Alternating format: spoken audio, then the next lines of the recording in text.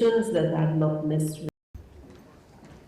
Our sincerest thanks to Dr. Kestel. Gotta bite my tongue. Our next speaker is Dr. Antoinette Merrick, who runs a private psychiatric practice and is the co-founder of Healthcare Workers Care Network. Thank you.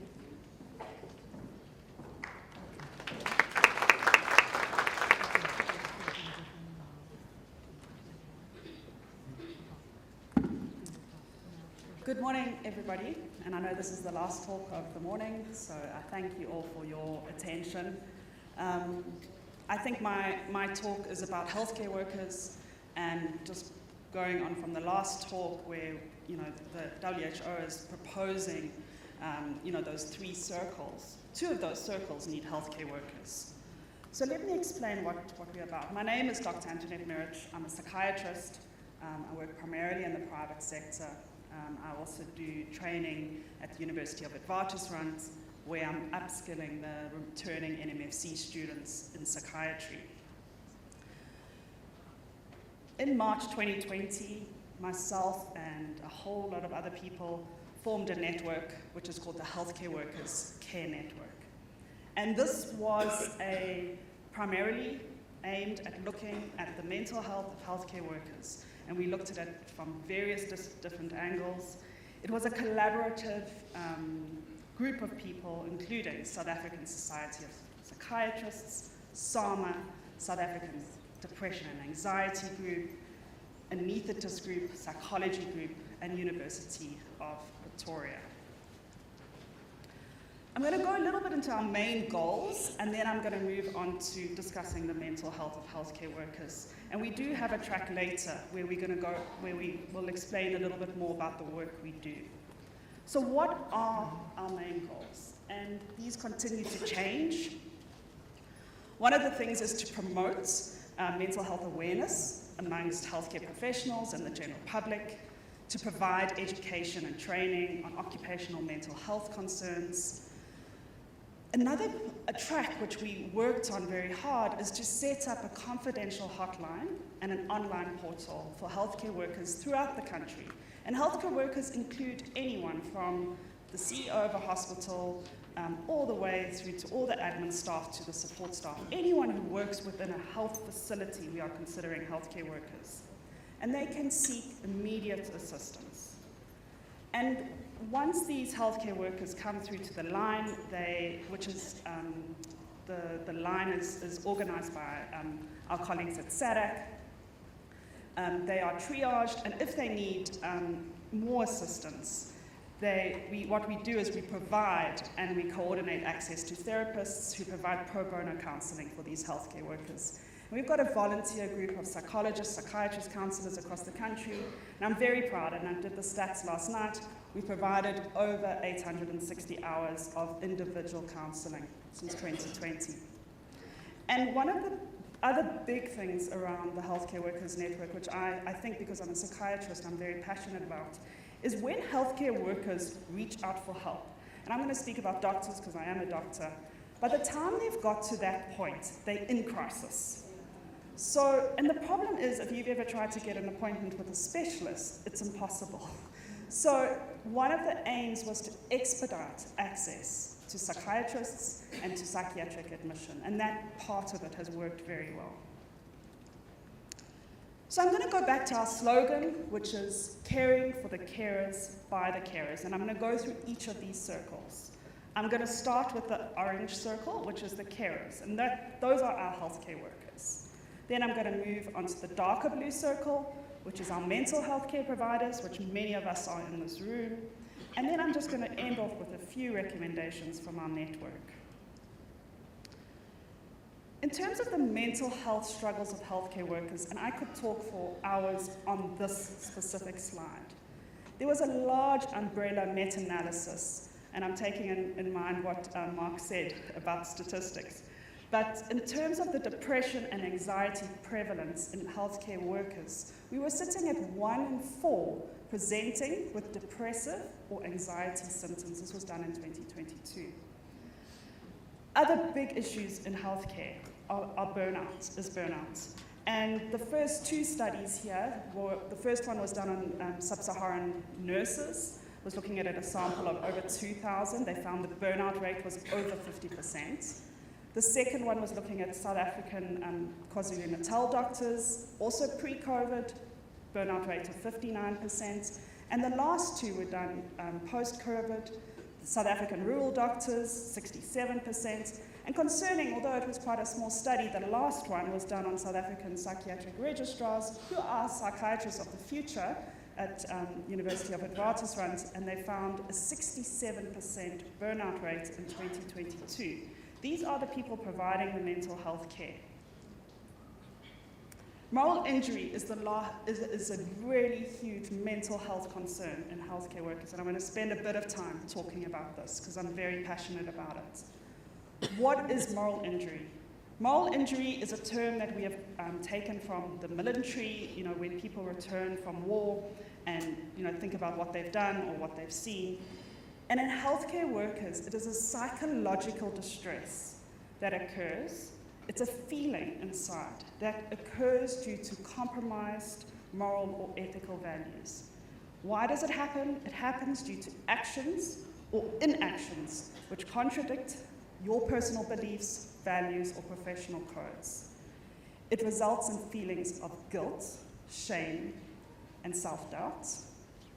And while moral injury is not a mental illness, it leads to the development of mental illnesses, including the ones I've mentioned. Dr. Neil Greenberg, if you're very interested in this topic, has got lots of research on this. And one of the big comments he makes is doctors say, nurses, healthcare workers, did I do the right thing? If anyone knows doctors or healthcare workers, we're often quite a perfectionistic bunch. And if we often ask ourselves, did I do the right thing? And did others do the right thing? And did I witness others doing the right thing? And I think you can see where I'm going with this through the COVID-19 pandemic. So as I said, moral injury is not a mental illness, okay? It is a feeling, it fits into the distress model in terms of the WHO, but it can contribute to its development. I really like this quote by Dr. Wendy Dean, who has done lots of work on this in the US. She says moral injury occurs when healthcare providers are repeatedly expected in the course of providing care to make choices that transgress their long-standing, deeply held commitment to healing. Now, when you have a look at this specific picture, and I chose it for a reason, when I looked at this picture, it really speaks to my heart. It is a picture of a nurse or a doctor, healthcare worker, sitting on a chair, being consoled by another healthcare worker with a bit of an alien suit. I'm assuming during the COVID-19 pandemic. But these are the feelings of our healthcare workers who experienced this trauma through the last couple of years. Why this is a specifically important topic to me is because I felt this moral injury myself. I was an intern in the early 2000s, and for those of you who know the healthcare system at that stage, there were no ARVs available in the public sector. So here I am, a young intern, moving into Witbank Hospital, internal medicine, my first few months of being a doctor, and I'm surrounded by patients with CD4 counts of 34, 40 who are dying, and I cannot do anything about it. Walking into the ward every morning, and this is not an exaggeration, I'm sitting with 10, 20 files of death certificates which I have to sign off. I didn't know that was moral injury. I thought that was just being a doctor. But that was trauma, and if I am still feeling it, and I think you can hear it in my voice, 20 years later, what has happened to our healthcare workers, specifically our frontline healthcare workers, ICU-trained nurses, etc., who've been looking after colleagues, who've been looking after, family members? What has happened to them in terms of this moral injury? It is something we need to address. So I've spoken a little bit about the mental health challenges, and I'm just going to speak about some of the factors which impact the mental health of healthcare workers. One of the big things is societal pressure. I think maybe the general public Forget that healthcare workers are humans as well. So yes, we work in healthcare facilities, but we return to homes, as many people have alluded, without electricity, without, not a safe environment. And also, and this is a specific bugbear of mine in terms of healthcare workers being called heroes. Now, yes, healthcare workers need to be appreciated for what they do. But when you start elevating them to a hero narrative, it delegitimizes some of their concerns. Because how can you, as a hero who needs to be strong and resilient, then sit and complain about staffing, about structure? There's a disconnect between that narrative. There's a stigma in the general public, but in healthcare workers, there's a huge stigma in terms of seeking care, in terms of discussing it with employers, team leaders. In our public service, in our private sector, there's insufficient psychological support. There is inadequate mental health support, leadership, organizational support, protecting our healthcare workers. Poor workplace conditions, and I'm going to go on to this in the next slide. While I was doing this presentation, that top headline, which is doctors held at gunpoint, robbed during a board meeting at a Northwest hospital, that popped up onto a WhatsApp group I'm at, and it was actually a statement from the MEC of the Northwest. This was a group of family medicine doctors having their academic meeting last week Wednesday. They were robbed at gunpoint. Another headline here, healthcare workers in the Eastern Cape calling on Department of Health to prioritize safety of nurses and staff. This recent report in March 2023 on Rahima Musa by the Health Ombud, Prof. Makgoba. Rahima Musa and Child Hospital is a filthy and neglected mess, says the Health Ombud. If you've read the report, it's a very compelling read. I looked at the report through the lens of a healthcare worker. How are healthcare workers managing in those situations? How are healthcare workers managing to even maintain any mental wellness in that situation? And yes, Rahima Musa was brought out here, but this applies to many of our facilities. And then also, while I was preparing this talk, a doctor who I follow on Twitter posted this tweet. So this is April 21, this is last week. It's a young female doctor, and I got permission to publish this tweet. And if you understand how Twitter works, the bottom one was what she was responding to. So she was responding to the comments that COVID was a scam. And what she said is, we were carrying out body bags every hour, living in fear of going home because we would potentially expose our families. Our parents were admitted and we lost family. People lost jobs, and we had to explain to a 16-year-old that both her parents have died. This was last week. The impact of the pandemic is still with our healthcare workers.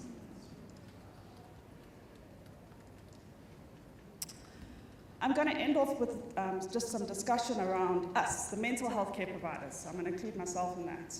So, we're talking about caring for the carers, but what about the carers of the carers? So, the mental health of mental health care providers must not be neglected. Individuals attracted to this field, many of us in this room, we are more susceptible to burnout because we are generally more empathic. So we take more on. There's massive problems in our mental health care system with staff availability, patient to mental health provider ratios. There's lots of research on psychiatric nurses and how they're struggling. Retention issues exist both in the private and public sectors, and this is a global problem, I know, but specifically in South Africa, it's getting worse. And burnout is a significant issue amongst psychiatrists and all mental health care providers. I often joke with my colleagues that I just moved from burnout to burnout, which is not particularly healthy. But this study showed that the burnout rate of over 5,000 psychiatrists was sitting between 30 and 50%. This was last year. So there are so many things that we could recommend and we will recommend, but I just wanted to just clarify a few. We cannot expect healthcare workers to be mentally well if they are not working in safe, hygienic conditions. So improvements in the healthcare workers' working environment, so safety, hygiene, water, electricity, is essential. We can't start talking about the soft and emotional stuff if we're sitting in a place which is not safe. Without the basics, we can't work.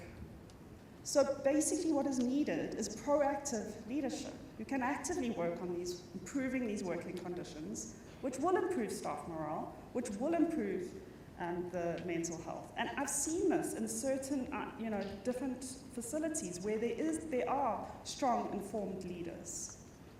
The other big thing which has come out in the research is if you're a leader yourself, don't underestimate the importance of a thank you. Don't underestimate explaining to your healthcare workers, thank you for doing this. Other specific mental health recommendations include easy access to confidential counselors and employee assistance programs. And the discussions on AI caught my eye here, because this would be something that could be rolled out in terms of for healthcare workers. Healthcare workers, their biggest concern is confidentiality, biggest. That's why people don't come see me. I have to spend the first 5 minutes of a consult explaining how this will be a confidential session.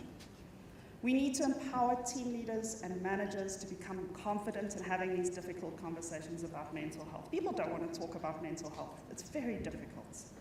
And we need informed leadership from the top in order to decrease the stigma and improve access to mental health assistance for healthcare workers.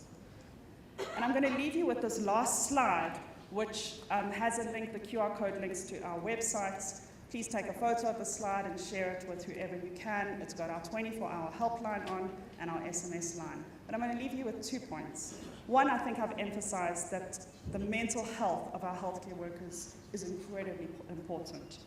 But my second point is, we must not forget about the mental health care providers who are sitting in this room. We are a diminishing lot. We struggle with mental health issues ourselves, and we need to appreciate and cultivate these mental health care providers. Thank you.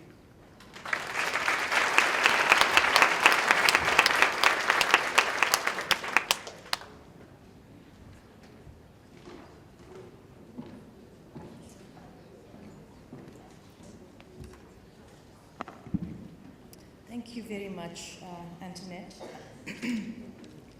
This has come or brought us to the end of the session for this morning. And I know we didn't give you much time to ask questions. We've got 5 minutes. We've gone over 5 minutes for the program, and that cuts into your tea break. Are there any pressing questions that you want to flag to any of the speakers? We will take at least 2 questions if there are any. Otherwise, we can close. Are you happy for me to close? Thank you. I want to thank all the speakers this morning. I think we've had, a wide range of topics that talks about programs, tools, and services available. But what really tugs at my heart is the World Mental Health Report and the gaps that they've identified. And then our last speaker tells us that even our healthcare workers are struggling under pressure. What really comes out is that the problems that we are sitting with in our system, in our healthcare system and our mental health care system is actually man-made. It's poor decision-making, poor leadership. And that's what brought us to the problems that we are sitting with and prevents us from getting progress happening in our healthcare system and our mental health care system. So I want to beg, plead. I know much of our leadership is not here today. That's also an indication. When you don't show up, you don't care. We need to make a loud noise about the lack of services, the lack of leadership. I'm going to close. Sorry. Well, I was told there's no leadership. Can I finish?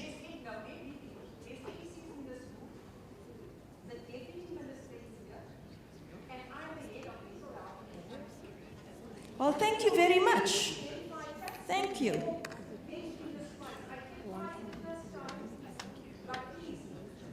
I'm going to thank you. Thank you, at least you're showing up. Because when we speak, this is who this information is directed to. So, that's great. I've heard you speak yesterday as well, telling us there's money for mental health. I want the leadership to come forward and tell us how to access that money. Don't tell us what we are doing wrong. Don't tell us what we are doing wrong. We are here to serve. Tell your people how to access money, give them the money so the work can get done. And that is how I would like to close this morning's session.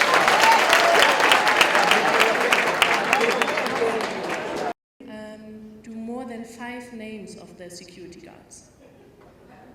Can you name 5 names? Yeah? Okay. We've only got one hand. Yeah. Okay, thank you. And maybe you can see, while of course listening to our presentation, but also see this as an opportunity to reflect what is the role of security guards at your facility, at your workplace? What are their tasks and how is your relationship to the security guards? How is the relationship between patients and security guards? Yes, and at the beginning, I would like to tell you a story about something that happened at my clinic back in Germany.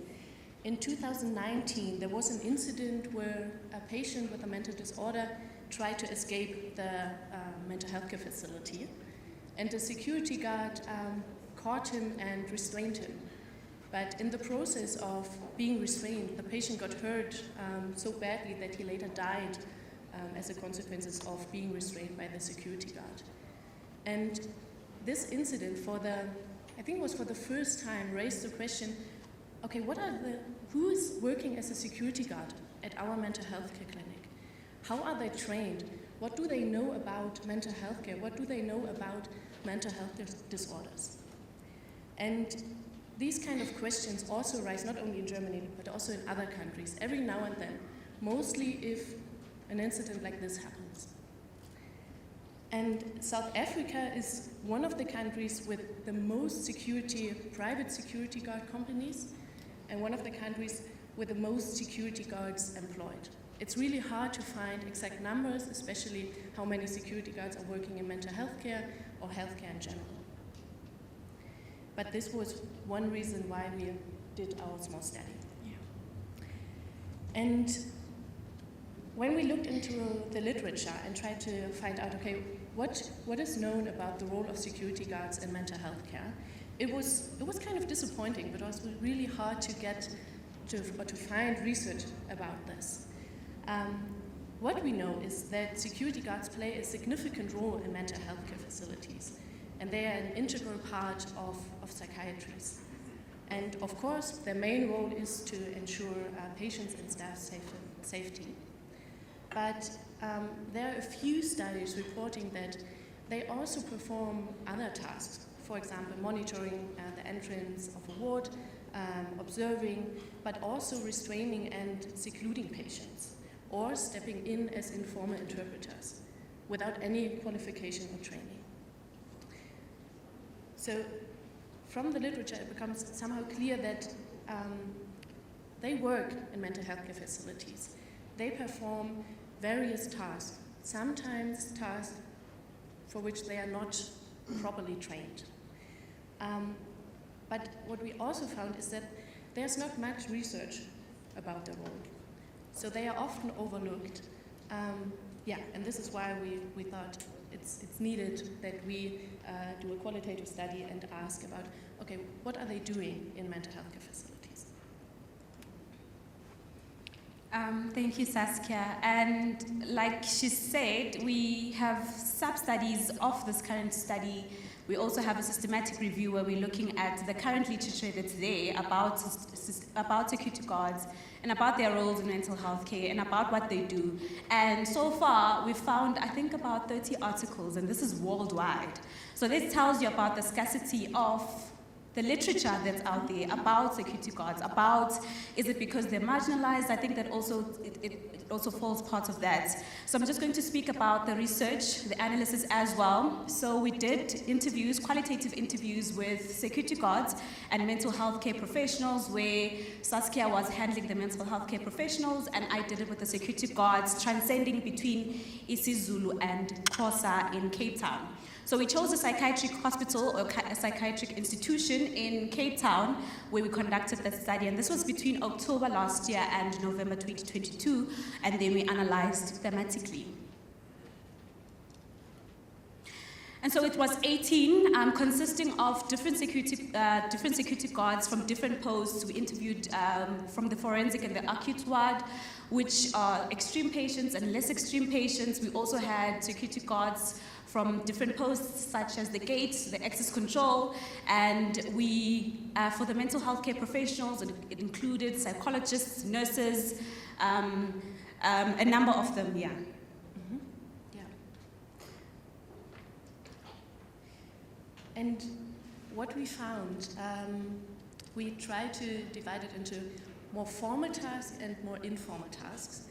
And formal roles and tasks were, of course, ensuring safety for staff and patients, escorting patients, for example, to family visits or doctor visits, observing and monitoring patients, access control, what you mentioned, security guards working at the gates, protocol adherence, support with restraining patients, and restrict forbidden items, for example, lighters or substances.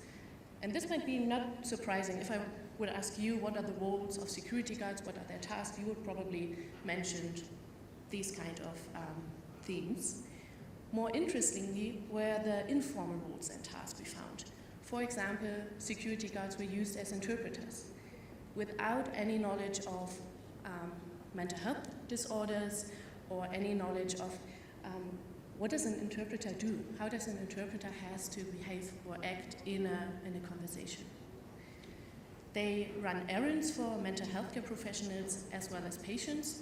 So mental health care professionals reported that it sometimes happens that they ask security guards, hey, can you please go to the grocery store and buy me this and that?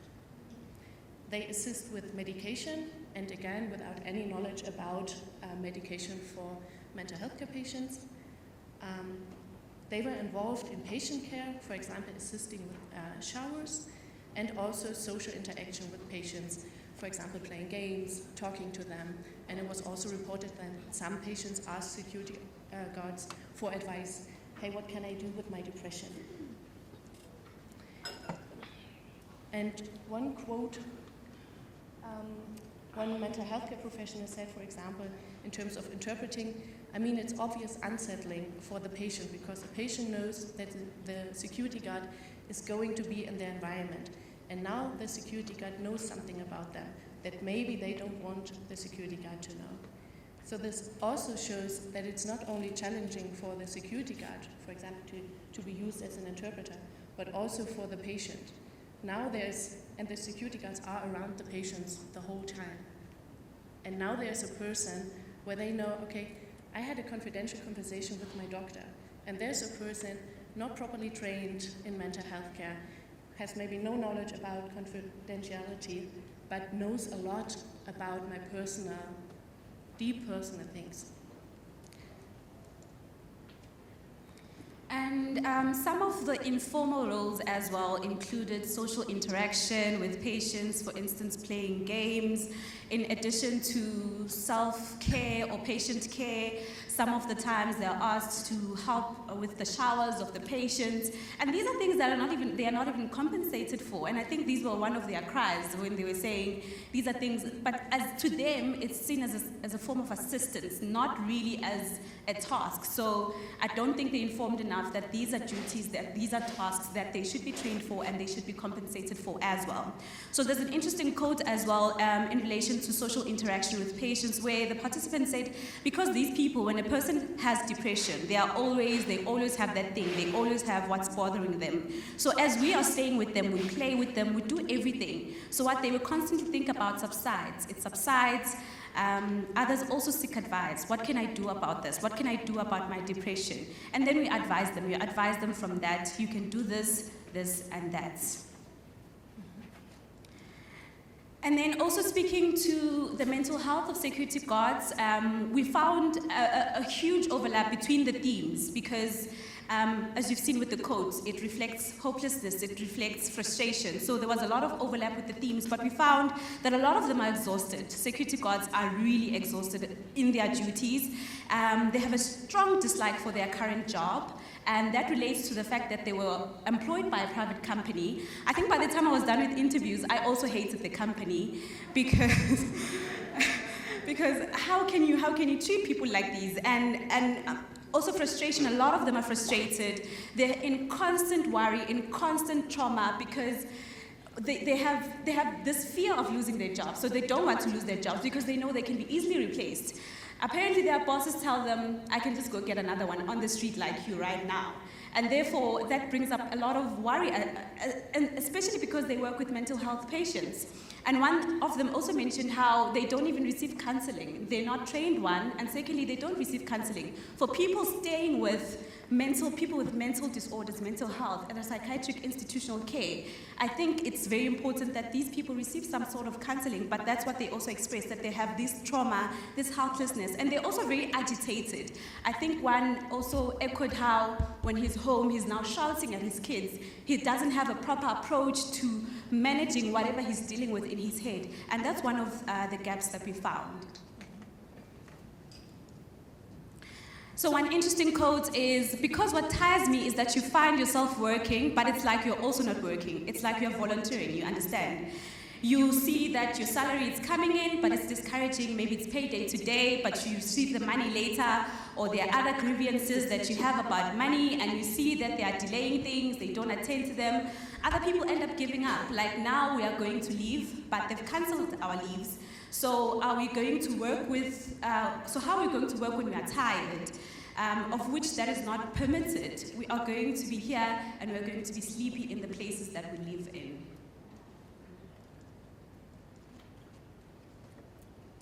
And then another one was that I think this related to the helplessness of the security guard, because he said, I mean, sister, what is happening is we don't have the right to speak directly to the hospital about our problems, where the hospital can make things right for us and try to look into other problems. We don't have a right like that. The only thing that happens when we are here, we get an induction, they tell you how to work here, and you cannot complain. Complain about how you're treated, the way that you're treating each other, with the boss to the client. That is not acceptable, and yet towards the security it is. And that relates also to the helplessness, like I've spoken, and I think also just to the frustration and the fact, the tiredness, the exhaustion as well, as part of the implication of their mental health due to working with psychiatric patients. They also called for government intervention, for government to not privatize security guards anymore, not give contracts to private companies, but to bring it back to them and absorb them.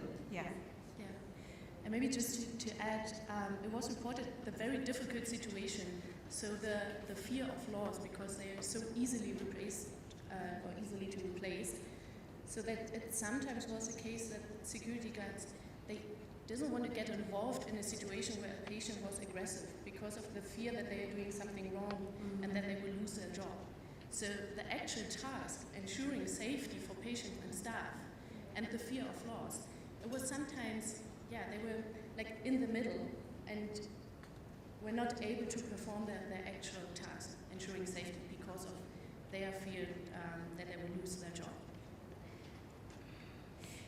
Yeah, and maybe another theme that was very interesting was about power dynamics and the relationships. And we found that there are blurred boundaries between patients and security guards, and I think this includes a few aspects we already mentioned. So security guards playing games with the patients, talking to them, were asked for advice. And one reason for this was that security guards and patients often share the same language, so they were able to talk in their native language. And also they shared the same community, which was on one side good because the patients feel more confident talking to security guards about their community, but it also was associated with a fear of stigma. So there's a person that knows a lot about me, knows about my mental health disorder, and he or she comes from the same community. So patients are afraid that the security guard would go to their community and talk about them, talk about why they are in a psychiatry. Security guards were also perceived as threats by patients. So sometimes it was reported that when a security guard was involved in a situation with an aggressive patient, it doesn't lead to de-escalation, but made the patients even more aggressive. Security guards are also perceived as scapegoats by patients and were easily blamed by mental health care professionals. And I remember one, we have time, huh? Okay, let's wrap up. Maybe that one mental health care professional mentioned that there was an incident where drugs were smuggled in the mental health care facility. And automatically the security guard was blamed because he was the person with the lowest education, with the lowest salary. So without having evidence, they blamed the security guard. But on the other hand, and this is from my perspective a very important point, they were also perceived as a valuable source of information. So mental health care professionals asked security guards, hey, you are always around that patient. Can you tell me, how is he? Is he mentally stable? Is he aggressive? So on the one hand, they are very valued to get information about a patient. But on the other hand, easily blamed, excluded, not perceived as part of the team because of lack of professionalism, low educational status. And I will skip this and maybe the take-home discussion. Okay, we're out of time, so we're just gonna go through this quickly. But like we asked in the beginning, please go back to your areas. We are prioritizing, I think speaker spoke about how we need to prioritize mental health for all healthcare professionals. And as much as we're doing that, we need to prioritize mental health care for everyone who works with people with mental problems, mental psychological distress as well, including security guards, especially those in psychiatric care. So we want you to go and ask, when you go back to your place, ask who works as a security guard, what tasks are performed by security guards, what consequences could this have for the security guard and the patient and yourself. We thank you. Thank you very much. Thank you very much, ladies, for the informative presentation. And it was very, very difficult to train them on issues that involve psychiatric patients. You know, things like de-escalation. And when they come into the ward at times, you had to brief them about the patient's condition. And it was very, very difficult because you would have patients who have cardiac problems, a patient with asthmatic or prone to epilepsy, but they had to be restrained. So you had to brief them to be careful. So in that way, you were kind of breaking, you know, that patients have had confidential information. So the security guard, they had no choice. They were actually forced by institutional laws to actually do that, to be part of, actually to participate in restraining, you know, mentally ill, you know, psychiatric patients who are violent. So what can they do to actually tackle, you know, issues like that where they actually feel like they are forced to do that? They don't want to do it, but they haven't got any choice. They are employed by these institutions. Thank you very much. Thank you. Security guards, they did mention that a lot of them don't obtain training. So I think what was done in Gauteng was actually a good idea, to train security guards on de-escalation, to train security guards on methods to deal with mentally ill patients. So that was great. It needs to be enforced. I'm sorry, but maybe they need to be trained. They shouldn't skip it. They shouldn't run away from it. It's important for them to be trained so that they can work adequately with the patients with mental health care, especially if they work in a healthcare setting or psychiatric institution like we're doing. And I think your other part of the question related to what can they do if they don't want to partake in that.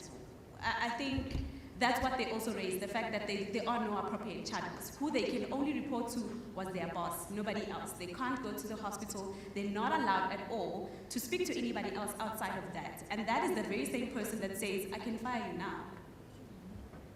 And maybe to add, I think it's important that security guards also perceive themselves as some sort of profession when they work in a mental health care facility. And every professional has some sort of training. Also, this would be maybe an argument how you convince security guards to get trained. Yeah.